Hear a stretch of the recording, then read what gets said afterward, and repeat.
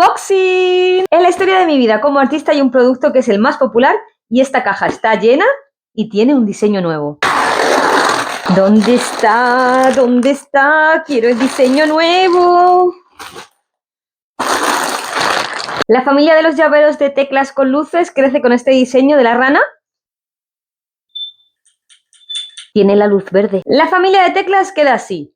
El gato Luna con la luz rosa. El tigre con la luz amarilla.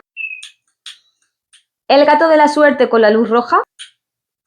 El panda rojo con la luz roja también.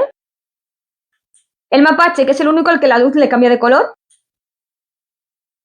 Y el último de la familia, la rana con la luz verde.